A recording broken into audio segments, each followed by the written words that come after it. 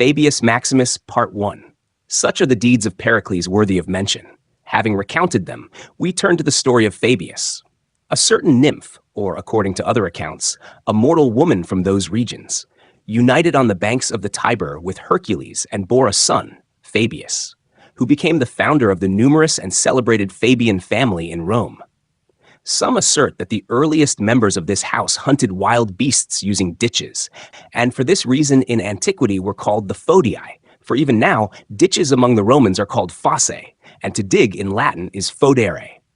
Over time, the pronunciation of the two sounds changed, and the fodii became the fabii. This house produced many illustrious men. Among them the greatest was Rule, hence surnamed Maximus by the Romans, meaning the greatest. Fabius Maximus, of whom we write, was his descendant in the 4th generation. He himself bore the nickname verrucosus, warted, from a bodily blemish, a small wart above his upper lip. Another nickname, ovicula, meaning little sheep, was given him in childhood for his gentle temperament and deliberate manner.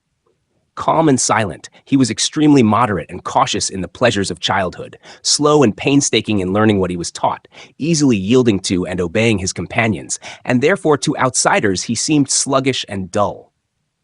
Only a few perceived in his nature depth, steadfastness, and greatness of spirit, lion-like in essence. But soon, driven by circumstances, he proved to all that his apparent inaction indicated mastery over passion.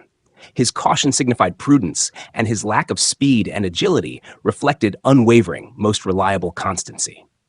Seeing that the Roman state stood on the threshold of great achievements and numerous wars, he prepared his body for military labors, as if it were armor granted by nature. And in full accordance with the life he was to live, he strove to turn speech into a tool for persuading the masses. Fabius's oratorical gifts were not adorned with embellishments or empty, cheap allurements, but with stubbornly independent common sense, the precision and depth of his expressions, said to resemble those of Thucydides most closely. One of Fabius's speeches to the people has survived, a eulogy for a son who had held the consulship and soon thereafter passed away. Part 2. Of Fabius's 5 consulships, the first was marked by a triumph over the Ligurians. Defeated in battle and having suffered heavy losses, they were driven deep into the Alpine mountains and ceased to trouble the Italian borderlands with raids and plunder. When Hannibal invaded Italy, won his first victory at the Trebia River, and marched through Etruria, laying waste to the land and striking Rome with terror and confusion, rumors spread simultaneously of many portents, not only the thunder and lightning familiar to the Romans, but also extraordinary, unheard-of phenomena.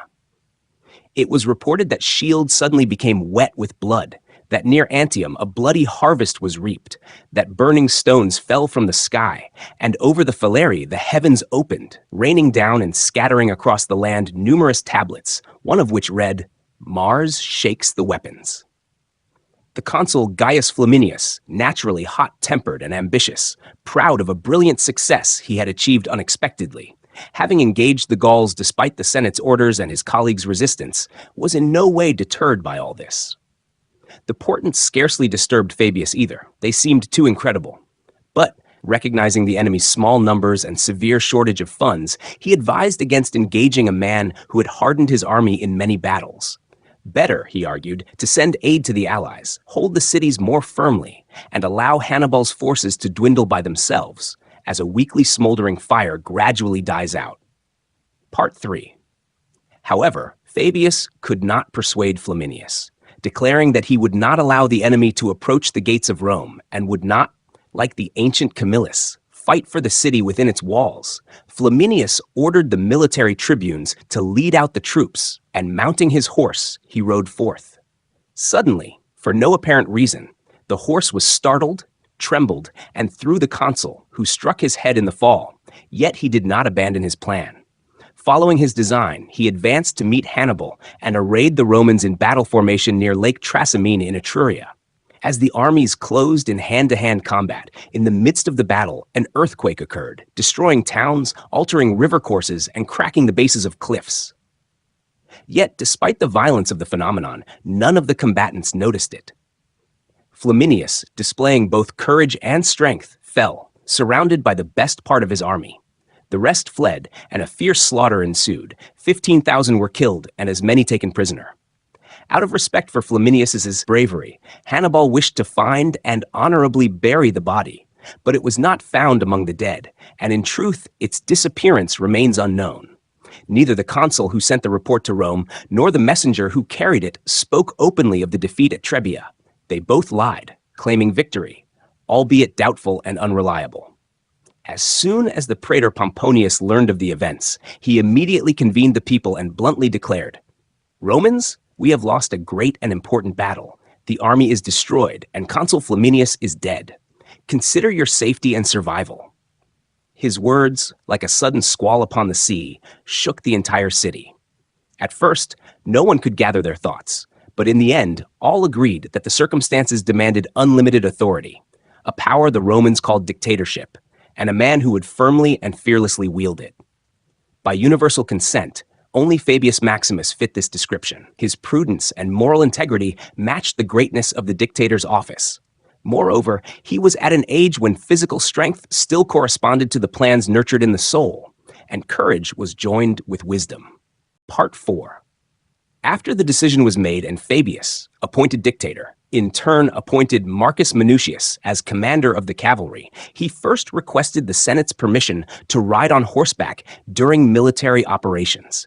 By some ancient law, this was forbidden. Either the Romans placed their principal strength in the infantry and therefore held that a general should remain on foot and not leave the ranks, or, since in all other respects the dictator's power was so immense and kingly, they wished that at least in this one matter the dictator should show dependence on the people. In any case, Fabius intended at once to display to the people the grandeur and dignity of his authority, to secure unquestioned obedience from his fellow citizens, and he rode out accompanied by 24 lictors. The surviving consul approached him, but Fabius, through an attendant, ordered him to dismiss his lictors, lay down the insignia of his consular office, and come to the dictator privately. Then he paid due honor to the gods, beginning his duties in the best possible manner. He impressed upon the people that the cause of previous failure was not the cowardice of the soldiers, but the negligent, contemptuous attitude of the general toward the divine. He exhorted them not to fear the enemy, but to propitiate and honor the gods, instilling courage and valor through piety, while dispelling and weakening fear of the foe by fostering good hope in the gods rather than superstition. At the same time, many of the secret prophetic books, called the Sibylline books, were consulted, and it appeared, as it is said, that some of the oracles contained therein coincided with the events and deeds of those days. What was read in these books could not be disclosed to anyone. Yet the dictator, addressing the crowd, vowed to the gods to sacrifice all the offspring of goats, pigs, sheep, and cattle reared by the end of spring on the mountains, plains, meadows, and pastures of Italy, and to hold musical and dramatic contests, expending 333,333 sesterces and 3/3 of a denarius, which totals 83,583 drachmas and 2 obols. Why the sum was fixed with such precision is difficult to say. Perhaps they wished to celebrate the power of the triad, the number perfect by its nature. First among the odd numbers, it encompasses the origin of multiplicity, as well as the primary distinctions and foundations of every number in general, blending and harmonizing them. Part 5. Thus, by directing the minds of the people toward the gods, Fabius instilled faith in the future, while relying entirely on himself, firmly trusting that success would be granted only to valor and prudence. He moved against Hannibal, not to give him a decisive battle, but to gradually exhaust and weaken him, opposing strength with time, scarcity with abundance, few with many. Therefore, he consistently camped on heights beyond the reach of enemy cavalry, remained in place while the enemy lingered, and when they advanced, he maneuvered around the mountains, appearing at intervals far enough to avoid battle contrary to his intention, yet close enough that his very delay kept the enemy in constant apprehension. However, these endless delays and postponements provoked universal contempt. Fabius was ridiculed not only within his own camp, but even the enemy considered him a coward and unfit as a commander. Only one judged differently, and that was Hannibal. He alone perceived Fabius's clever strategy and plan of warfare, and, understanding that by any means, cunning, or force, he must be compelled to engage, for otherwise the Carthaginians would perish, since what they excel in, their arms, remains unused, and what they lack, men and treasury, dwindles and is wasted. Hannibal tried every military trick and stratagem, like an experienced wrestler seeking the weak point of his opponent. He harried Fabius, disturbed him, forced frequent repositioning, attempting to make him forget his caution. Fabius, confident in the advantages of his method, held firm. Yet he was disturbed by the cavalry commander Minucius, who rashly sought battle, acting with overconfidence and boldness, stirring the soldiers' spirits with reckless zeal and empty hopes. Minucius's followers mockingly called Fabius Hannibal's uncle, while he himself was hailed as a great man and worthy general of Rome. Inflated with pride, he mocked the high camps, claiming the dictator fussed endlessly to allow his men a better view of Italy being burned and ravaged, and asked Fabius's friends whether the commander sought to raise the army to the heavens, having abandoned hope of holding the land, or perhaps wished to hide from the enemy behind clouds. When friends reported this to Fabius and advised meeting the danger to stop the gossip, he replied, "I would be a greater coward than they now take me for, if, fearing mockery and slander, I altered my plan. There is nothing shameful in fearing for one's country, but to be moved by the judgment, slander, or reproach of men is unworthy of a man entrusted with such power, unless he intends to become the slave of those whom he is meant to command, regardless of their errors." Part 6. Soon after, Hannibal committed a grave error. To distance himself from Fabius and reach a plain with abundant fodder for his horses, he ordered the guides, immediately after lunch, to lead the army to Cassinum. Mishearing the foreign pronunciation of Cassinum, the guides instead directed the army to the borders of Campania, to the city of Casilinum, divided by the river the Romans call the Volturnus. This region is surrounded on all sides by mountains. A valley descends to the sea, which after the river's overflow becomes marshy, with high sandy dunes along the edges, stretching to the shore, lashed by stormy waves and lacking harbors. While Hannibal descended into the valley, Fabius, well acquainted with all the roads in the region, circled around him, placed a blocking force of 4,000 heavily armed infantry in the defile, deployed the rest of the army advantageously on the heights, and himself struck the Carthaginians in the rear with the most mobile and lightly armed troops, throwing their formation into confusion. The enemy lost about 800 killed. Hannibal, realizing his error and seeing the danger he faced, executed the guides and considered retreat, but could not attempt to force the enemy holding the pass. The army believed its position hopeless and was entirely demoralized when the general devised a ruse. He ordered about 2,000 cattle from the spoils, tied a torch, bundle of twigs or brushwood to each horn, and at night, on signal, set the torches alight and drove the animals toward the pass and defiles guarded by enemy sentries. As preparations progressed, twilight fell, and Hannibal, with all not engaged in the task, advanced slowly. While the fire was still weak, only burning the wood, the cattle obediently followed the drivers toward the mountain foot, and the herdsmen marveled at the glowing lights on the horns from above. It appeared to them as if a whole orderly army was moving below, lighting its path with countless lanterns. When the horns were burned to the base, transmitting the sensation of burning to the living flesh, the cattle thrashed their heads in pain, igniting each other's hides, and, frantic and disordered, surged forward. Their horns and tails shone brightly, and almost everywhere they passed, trees and shrubs caught fire. It was a terrifying sight for the Roman sentries. The lights seemed like lanterns in the hands of charging men, and unbearable fear seized them. Thinking the enemy rushed upon them from all sides, encircling them. Unable to withstand this, they abandoned the pass and retreated to the main camp. At that moment, Hannibal's light infantry arrived and occupied the pass, while the rest of the army approached safely, heavily burdened with the enormous spoils. Part 7. During the night, Fabius managed to detect the deception. Several cows had strayed from the herd and fallen individually into Roman hands. Yet, fearing ambushes and darkness, he ordered his men to maintain combat readiness, but did not leave his encampment. At dawn, he set out in pursuit and attacked the Carthaginian rear. Hand-to-hand fighting ensued. The terrain was unfavorable, and considerable confusion followed until the Spaniards sent by Hannibal, agile, swift, and skilled in mountain climbing, struck the front ranks of the Roman heavy infantry, killing many and forcing Fabius to retreat. At this point, the fighting grew louder, and contempt for Fabius reached its peak. Having conceded to Hannibal the superiority of weaponry, he had relied on foresight and strength of mind to prevail. Yet here too he suffered defeat, ensnared in the trap laid by the enemy. To further inflame Roman anger against Fabius, Hannibal, approaching his estate, ordered all surrounding property to be burned and plundered, yet forbade touching the dictator's own holdings, even placing a guard to ensure nothing was damaged or stolen there. The news reached Rome, multiplying accusations. The tribunes tirelessly denounced Fabius before the people, with Metilius leading the attacks, not out of personal hatred, but hoping that slander of the dictator would redound to the honor and glory of his relative Marcus Minucius, commander of the cavalry. The Senate, too, was angered. Disturbed by the prisoner exchange Fabius had arranged with Hannibal, they agreed to exchange man for man, with each side paying 250 drachmas per extra captive. And after the exchange, it was found that 240 Romans remained in Hannibal's hands.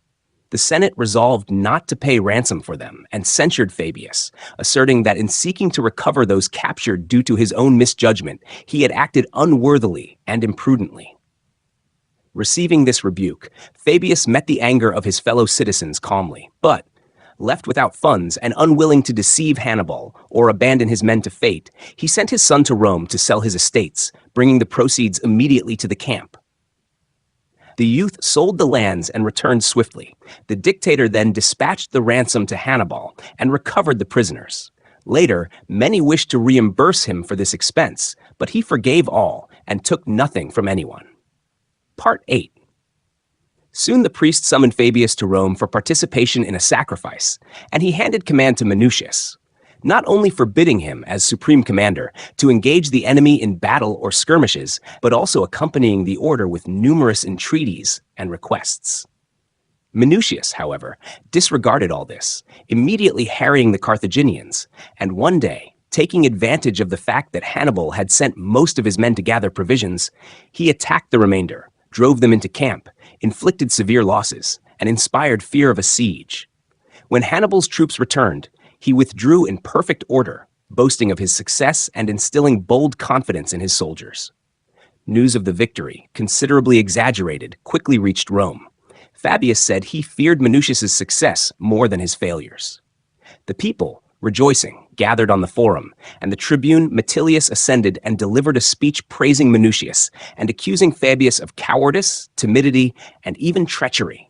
Not only Fabius, but the most noble and influential citizens generally, claiming they had initiated the war to deprive the people of all rights and place the state under the unchecked power of a single man, whose slowness would allow Hannibal first to secure Italy, then to conquer it, reinforced from Africa. Part 9. Fabius then spoke. He did not attempt to justify himself or answer the tribune, but declared that the sacrifices and other rituals must be completed as soon as possible, so they could return to the army and punish Minucius, who, disobeying orders, had engaged the enemy. Seeing the danger Minucius faced, the populace erupted in unimaginable clamor, for the dictator had the authority to imprison citizens or even execute them without trial, and all feared that Fabius, long restraining himself, would finally be enraged, and that his anger would be all the harsher and remorseless. In fear, no one dared speak, but Metilius, protected by the inviolability of his tribune office, the only title retaining power after the dictator's appointment, when all others laid down authority, persistently urged the people not to hand over Minucius, to prevent him from sharing the fate of Manlius Torquatus's son, a youth who had performed great deeds, been crowned, yet nonetheless executed. Finally, he called for Fabius's supreme power to be removed and given to one able and willing to save Rome. The citizens were not deaf to his words. Though displeased with Fabius, they did not dare force him to relinquish the dictatorship. They decreed, however, that Minucius be equal in rank to the commander, and that both direct military operations jointly, an unprecedented decision in Rome, later repeated after the disaster at Cannae. It so happened that dictator Marcus Junius was with the army in camp, and as many senators had fallen in battle and the Senate needed replenishment, another dictator, Fabius Buteo, was chosen for domestic affairs. Yet, appearing before the people, appointing new senators, he immediately dismissed his lictors, disappeared from view, mingled with the crowd, and conducted his affairs on the forum as any private citizen would. Part 10. By giving Minucius the same scope of action as the dictator, the enemies hoped to humiliate Fabius utterly. They knew the man poorly. Amid the crowd's delusion, he did not perceive personal misfortune, but, like the wise Diogenes, who, in response to someone saying, "They mock you," replied, "You are mistaken. I hear no mockery." Having rightly judged that one is only mocked when affected or disturbed by it, he, like Diogenes, remained dispassionate and bore what happened with ease, confirming the view of philosophers that a virtuous and honorable man cannot be insulted or disgraced. The folly of the people distressed him only insofar as it harmed the state, for Minucius's reckless ambition now had opportunity to manifest in battle. And fearing that the former cavalry commander, headlong in vanity and arrogance, might immediately commit some disaster, Fabius secretly left Rome. Returning to the camp, he found Minucius swollen with insufferable pride, demanding alternating command.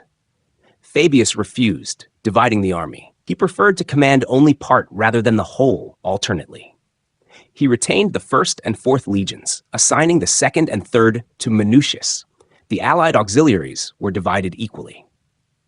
Minucius boasted, claiming the supreme authority's grandeur was marred for his sake. But Fabius, appealing to reason, reminded him that his rival was not Minucius, but Hannibal. And if he sought victory over his colleague, he should beware of creating the impression that the honored victor cared less for the citizens' safety than the humbled vanquished. Part 11. Minucius perceived nothing in these words but the caustic mockery of an old man. Taking the portion of the army assigned to him, he established a separate camp from Fabius. None of these developments escaped Hannibal's notice. He watched keenly, waiting for his opportunity. Between the Roman and Carthaginian camps rose a hill, easily seized and ideal for a strong encampment. The surrounding plain, barren and appearing smooth from a distance, contained shallow ditches and depressions. Exploiting these, one could have taken the hill secretly, yet Hannibal left it as bait and a provocation for battle. Upon learning that Minucius had separated from Fabius, he stationed part of his men in ditches and pits by night, and at dawn openly sent a small detachment to occupy the hill, hoping to lure Minucius into combat. The plan succeeded. First, the Romans sent forward light infantry, then cavalry, and finally, noticing Hannibal coming to aid his men, advanced with the entire army in battle formation. Fierce fighting erupted with those hurling spears from the hilltop. It ebbed and flowed until Hannibal, seeing his deception had succeeded perfectly and that the unguarded Roman rear faced his ambushed troops, gave the signal. Instantly, they leapt up and, shouting, charged the enemy from all sides. The rear ranks were cut down. Indescribable terror and confusion spread among the Romans. Even Minucius's boldness faltered. He glanced nervously from one commander to another, but none dared remain in place. Everyone fled in disorder, which promised no safety. The Numidians, exulting in victory, swept across the plain, slaughtering the scattered Romans. Part 12. Thus, the Romans endured a dire calamity, but Fabius perceived the danger. Presumably foreseeing what was about to happen, he had kept the army ready and obtained intelligence not through messengers, but by personal observation beyond the camp's palisade.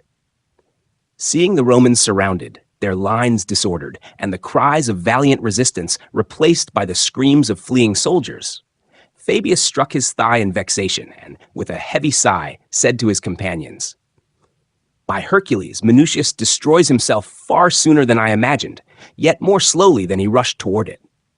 He immediately ordered the standards to be carried forward without delay, with the soldiers following, and shouted, "Now, all who remember Marcus Minucius, advance. He is a remarkable man, fervently devoted to his country. If, in haste to expel the enemy, he erred, we shall reproach him later." Reaching the plain, he first routed the Numidians scouting it, then attacked those who had reached the Roman rear. All resisting were slain. The remainder, fearing encirclement and the fate they had planned for the Romans, faltered and fled. Seeing the tide turn, and Fabius, with unexpected vigor for his age, cutting a path through the enemy to Minucius up the hill, Hannibal halted the battle and sounded retreat. The Carthaginians withdrew to their camp, and the Romans gladly followed. It is said that Hannibal jested to his friends on the way. "Well then, here you are! I have often predicted that this cloud enveloping the heights would one day burst with thunder, rain, and hail." Part 13. Fabius ordered the armor removed from the slain enemies and withdrew without uttering a single arrogant or angry word about his colleague. Minucius, gathering his men, said, "Friends and comrades, never erring in deeds of valor is above human nature, yet the noble learn from their missteps. I confess, I have little cause to blame fortune and far more to praise it. In but a short part of the day, what I long misunderstood was revealed. I discovered I cannot command others. Indeed, I cannot manage without a commander, and there is no need to strive for victory over one better obeyed. You have no other leader but the dictator. I shall remain your head only in acknowledging him, executing all his orders first." He then ordered the eagles raised and led the army to Fabius's camp. Entering the gates amidst universal astonishment, he proceeded to the commander's tent. When Fabius emerged, Minucius ordered the standards laid before him and loudly hailed him as father, while the soldiers honored Fabius' men as patrons, the term freedmen use for those who release them. Silence followed, and Minucius spoke. "Two victories, dictator, you achieved today. By courage over Hannibal, by wisdom and generosity over your colleague. The first saved us, the second taught us reason. The defeated, humiliated by Hannibal, find salvation and excellence through you. I call you a good father, for no nobler name comes to mind, yet my gratitude surpasses and burns more warmly than for my own father, through whom I alone saw the light, while you saved both me and them all." With these words, he embraced and kissed Fabius. Following the commanders, the soldiers embraced and kissed each other, filling the camp with joy and the sweetest tears. Part 14. Soon Fabius relinquished power, and consuls were again elected. The first to succeed him waged war by the same methods, avoiding decisive battle with Hannibal, aiding allies, preventing their defection. But when Terentius Varro, from a little-known family yet famed for his audacity and showmanship, became consul, it was evident from the start that his inexperience and reckless boldness endangered the state. In assemblies, he repeatedly declared that the war would continue so long as the Fabii commanded, yet he would crush the enemy the very day he encountered them. Rallying such speeches, he raised an unprecedented army. 88,000 men prepared for battle, instilling fear in Fabius and all sensible Romans, convinced the state could not survive the loss of so many troops at once. Hence, Fabius, addressing his colleague Marcus Aemilius Paulus, experienced in war but lacking popular influence and cowed by a judgment against him in some matter, urged him to restrain his companion's folly, warning that the struggle for the homeland lay less against Hannibal than against Terentius. Both were rushing to battle, one unaware of the enemy's strength, the other aware of his own weakness. "Truly, Paulus," Fabius concluded, "I deserve greater trust than Terentius in all matters concerning Hannibal, and I assert without hesitation, if no one disturbs him this year with battle, he will either perish remaining in Italy or flee without looking back. Even now, though seemingly victor and lord, few of our enemies have joined him, and scarcely a third of the forces he brought remain intact." To this, Paulus reportedly replied, "When I think of myself alone, Fabius, enemy spears are preferable to new judgments of citizens. But since the needs of the state demand it, I would rather, leading the army, receive your praise than that of all others imposing contrary decisions." Making this choice, Paulus departed. Part 15. But Terentius insisted that the consuls should command alternately, each for one day, and, encamping beside Hannibal on the Aufidus River near the village called Cannae, at dawn he raised the battle signal. A purple tunic stretched above the general's tent. At first, even the Carthaginians were bewildered, amazed by the commander's courage and the sheer size of the army, for they were outnumbered more than 2-1. Hannibal ordered his men to arm themselves and, accompanied by a few horsemen, rode to a low hill to observe the enemy forming for battle. One companion named Giscon, a man of equal standing, remarked that the enemy's numbers seemed astonishing. "But there is something even more astonishing, Giscon, which you have overlooked. Hannibal replied with a squint. "What is that?" asked Giscon. "That among such a multitude, not a single one is named Giscon." The jest was entirely unexpected. All laughed and, descending the hill, recounted it to every passerby. Laughter spread, and even Hannibal himself could not suppress a smile. Observing this, the Carthaginians were heartened, believing that only the deepest contempt for the enemy allowed their general to laugh and joke so calmly in the face of danger. Part 16. During the battle, Hannibal employed several tactical maneuvers. First, he arranged his soldiers so that the wind blew at their backs. This wind, like a scorching whirlwind, lifted thick dust from the open sandy plain and hurled it over the Carthaginian ranks into the faces of the Romans, who involuntarily turned aside, breaking formation. Second, he placed the strongest, most skillful, and bravest warriors on both wings, while the most unreliable filled the center, formed as a wedge protruding far forward. The chosen troops were instructed, when the Romans broke through the center, which naturally gave way, forming a depression, and poured into the Carthaginian ranks, they should wheel rapidly and strike both flanks, thus enveloping the enemy completely. This, apparently, was the principal cause of the massacre. As the Carthaginian center fell back and the Romans, in pursuit, reached the depths of the enemy formation, Hannibal's line curved into a crescent, and the elite units, executing their orders, pivoted, some to the right, some to the left, attacked the exposed enemy flanks, united, and annihilated all who could not escape the encirclement. It is said that an unexpected disaster befell the Roman cavalry. Paulus's horse was likely wounded, throwing him. The riders nearest the consul, dismounting one by one, rushed to assist him. Seeing this, the rest assumed a general command had been given, dismounted, and engaged in hand-to-hand combat. "In my view, this is better than if they had surrendered themselves," remarked Hannibal. Such details are preserved by meticulous historians.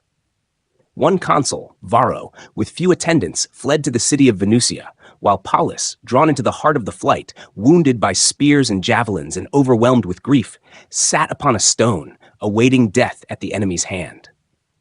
Blood so thoroughly covered his head and face that even friends and servants passed him without recognition.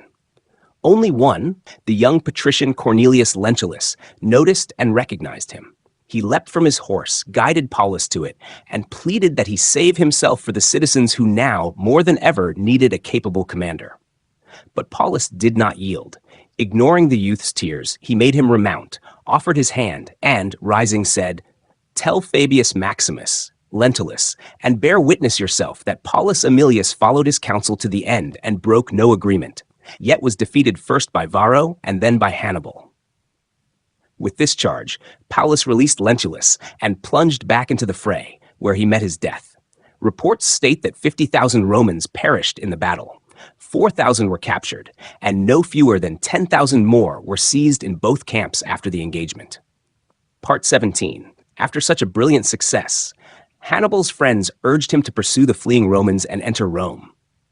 "In 4 days, you will dine on the Capitoline," they said. It is difficult to discern what restrained him. Likely not reason, but some genius or divine influence inspired caution and delay. No wonder, as sources report, that the Carthaginian Barca exclaimed in frustration to his commander, "You know how to win, but not how to use victory." Yet the victory profoundly changed Hannibal's position. Before the battle, he controlled no city, trading port, or even harbor in Italy, barely sustaining his men through plunder, and had no secure refuge, wandering with his army like a vast band of brigands. Now he became master of nearly all Italy. Most of the prominent tribes submitted voluntarily. Capua, the foremost city in Italy after Rome, opened its gates to him. Considerable misfortune, Euripides notes, must be endured to prove the fidelity of friends, and the same may be said for the prudence of generals. Indeed, the caution and apparent indifference of Fabius, so widely criticized before the battle, immediately proved not merely human wisdom, but a form of divine, miraculous foresight, so accurately predicting events that belief was difficult even after witnessing them. Hence, all remaining hopes of Rome rested upon him. Citizens turned to the judgment of this man as to a temple and sacred altar, and his prudence was the primary reason the city remained intact and its population undispersed, as had been the case during the Celtic invasions. The same man who, when no obvious danger existed, displayed extreme caution and disbelief in success. Now, when all were plunged into boundless grief and disorder, alone moved through the city with steady steps, a calm face, gentle greeting, interrupting women's lamentations, dispersing groups mourning and crying in public. He urged senators to convene, encouraged officials, and embodying authority and strength, commanded the attention of all powers. Part 18. He stationed guards at the gates to prevent the populace from fleeing or abandoning the city, appointed the time and place for mourning, and decreed that anyone who wished should lament their dead at home for 30 days. After this, all mourning was to cease, leaving no trace of tears or sorrow. Since these days coincided with the festival of Ceres, it was deemed better to forgo sacrifices and processions entirely, rather than visibly demonstrate the dreadful scale of the disaster through the small and dejected crowds. For even the deity delights only in the honors offered by the fortunate. Yet all measures, advised by the soothsayers, to appease the gods and avert ill omens, were carried out. Pictor, a relative of Fabius, was sent to Delphi to consult the oracle. Upon discovering two Vestal virgins who had lost their purity, one was buried alive, as custom required. The other took her own life. But what most deserves admiration was the noble compassion of the Romans, displayed when the consul Varro returned, fleeing the battlefield. He came back humbled and disgraced, as befitted such misfortune and shame. The Senate and the people went out to the gates to meet and greet him. The magistrates and leading senators, including Fabius, waited for silence and praised the consul for returning, not succumbing to despair, confident that both the laws and the citizens could yet be saved, and that he came to take up the reins of government once more. Part 19. When it became known that Hannibal had departed from Rome after the battle, the Romans were heartened and once again began outfitting the army and selecting commanders. Among the generals, the most renowned were Fabius Maximus and Claudius Marcellus, each earning nearly equal fame, though holding almost opposite strategies. Marcellus, according to his biography, was distinguished by unbridled enterprise and pride, a formidable fighter, naturally one of those Homer calls warlike and valiant.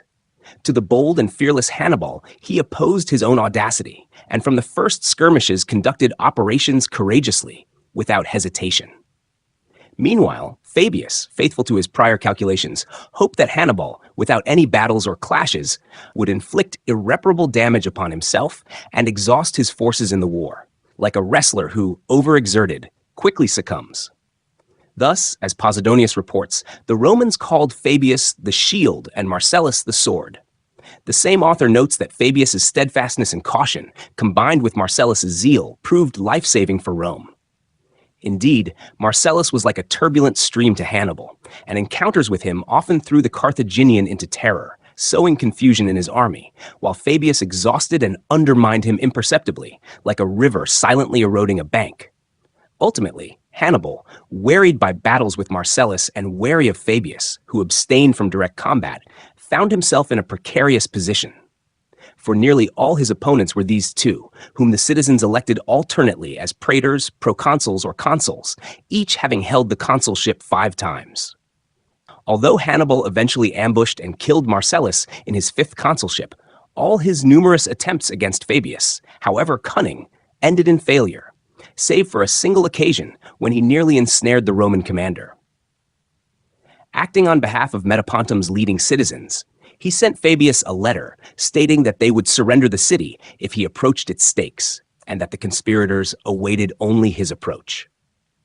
The letter took effect, and Fabius, with part of the army, was ready to march at night, but augury foretold disaster, and he abandoned the plan, soon learning that the letter had been sent by Hannibal, who had prepared an ambush at Metapontum. Yet this fortunate outcome may also be attributed to the favor of the gods. Part 20. In response to the desertion of cities and revolts among the allies, Fabius preferred gentle persuasion, seeking to restrain and shame the rebels, rather than pursue every suspicion or treat the suspected harshly and irreconcilably. It is told that when a soldier of the Marsi, a man of noble birth and foremost among allied warriors, incited a companion to betray the Romans, Fabius did not become angry. Instead, he acknowledged that the soldier had been undeservedly overlooked and merely observed that he now rightly blamed the commanders for distributing rewards according to personal preference rather than merit. But that he would be at fault himself if, suffering any want, he did not turn to Fabius for help. He then gave the Marsian a war horse and other honorary gifts, so that henceforth the soldier was renowned for impeccable loyalty and diligence. Fabius considered it absurd that while riders and hunters tame animals through care, kindness, and nourishment, rather than whip or collar, those entrusted with authority over men rarely seek to improve them through benevolent indulgence, instead treating subordinates more harshly than farmers treat wild fig, pear, or olive trees while cultivating them. Once, centurions reported that another soldier, a Lucanian, frequently left the camp, abandoning his post. Fabius inquired what was known of him. All assured him that few soldiers were his equal in bravery and cited examples of valor. Fabius then sought the cause of these absences and discovered that the Lucanian was in love with a girl and left the camp each time to meet her by a long and perilous route. Without a word, Fabius summoned the girl, hid her in his tent, then called the soldier and addressed him. "I know that you, contrary to Roman custom and law, often sleep outside the camp. Yet your previous conduct is not unknown to me, and in consideration of your valor, I pardon your faults, but henceforth I will assign new guards to you."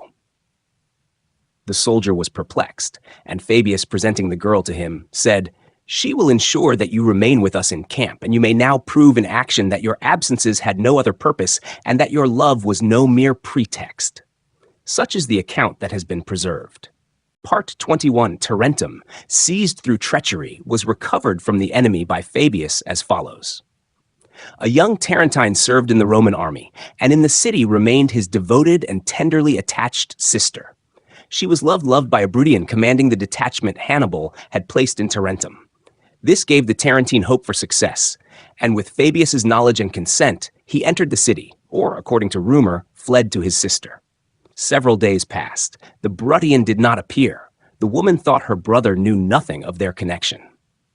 At last the youth said to her, "There are tales that you live with some important commander. Who is he? If it is true that he is a man of honor and distinguished valor, does it matter whence he comes? War mixes all things. Moreover, submission under compulsion is no disgrace. Indeed, it is great fortune if at a time when justice is forgotten, one must yield to mild coercion." After this conversation, the woman sent for the Bruttian and introduced him to her brother, who, encouraging the youth's passion so that the sister seemed kinder and more affectionate than before, quickly gained the barbarian's trust and ultimately persuaded both the lover and the mercenary to betray, promising rich gifts in Fabius's name. This is how most writers recount the events. Some claim that the Bruttian's treachery was incited not by the Tarentine woman, but by a Bruttian female, a mistress of Fabius. Learning that the Bruttian commander was her countryman and acquaintance, she informed Fabius and went to the city wall, engaged him in conversation, and persuaded him to side with the Romans. Part 22. Meanwhile, to divert Hannibal's attention, Fabius ordered the army stationed at Rhegium to raid Bruttium and take Caulonia by assault. In Rhegium, there were 8,000 soldiers, mostly deserters and a worthless rabble transported from Sicily by Marcellus, so their loss could scarcely harm the state. By placing them under Hannibal's attack, Fabius offered a bait calculated to draw the Carthaginians away from Tarentum. It worked. Hannibal immediately marched into Bruttium. Fabius besieged Tarentum, and on the 6th night, the youth who had conspired with the Bruttian through his sister arrived. Before leaving the city, he had memorized and carefully examined the location where the Bruttian intended to admit the Romans. Yet Fabius did not rely entirely on this.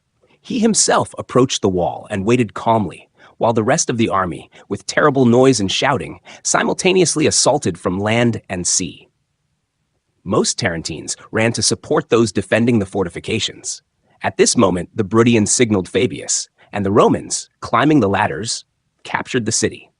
Apparently, Fabius could not resist ambition. He ordered the execution of the leading Bruttians, so it would not appear that Tarentum fell through betrayal.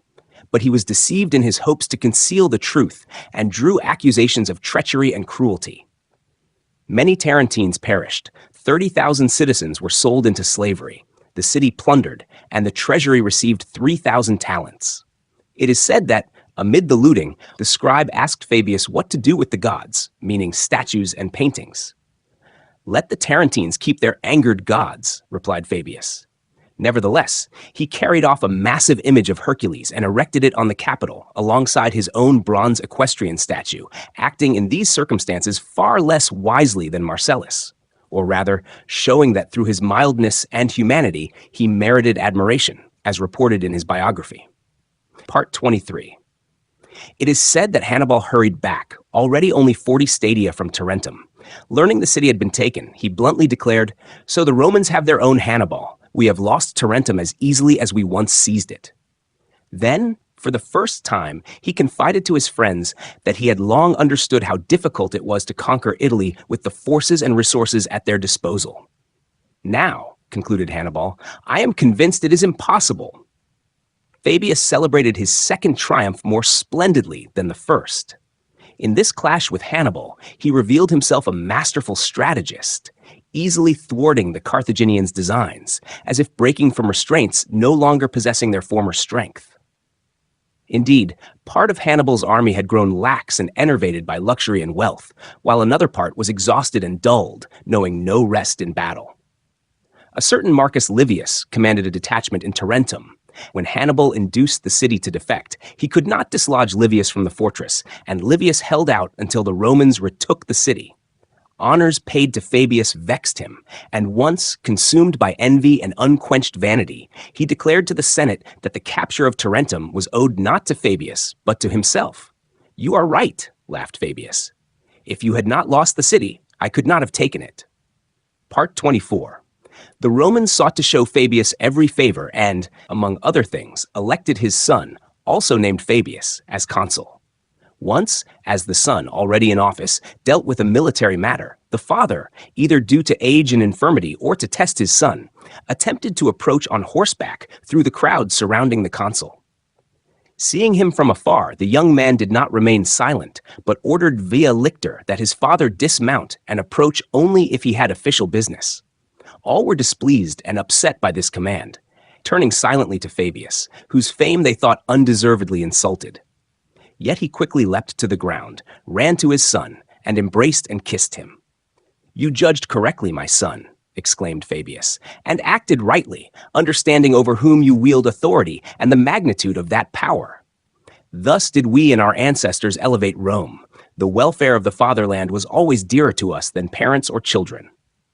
Indeed, it is reported that Fabius's great-grandfather, enjoying extraordinary respect and influence among the Romans, had been elected consul 5 times and celebrated brilliant triumphs, successfully concluding the most perilous wars. He accompanied his son to war in the rank of legate, and during the triumph, the son rode in a 4-horse chariot, while the father, with others, followed on horseback, rejoicing that he, master over his son, greatest among citizens both in essence and in title, had submitted himself to law and the authority of office.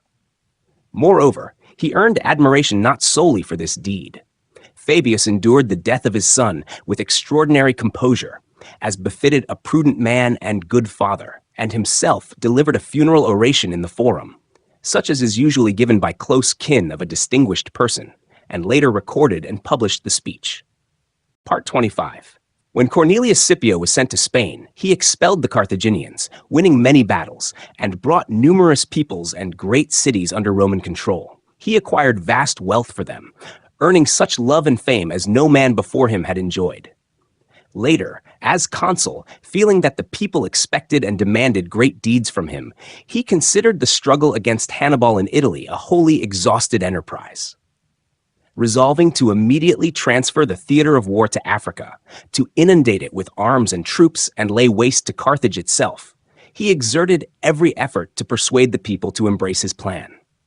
Here Fabius, fearing for the city, which he believed was following the young and reckless man into the greatest mortal danger, strove by word and deed to dissuade his fellow citizens from the course to which they inclined.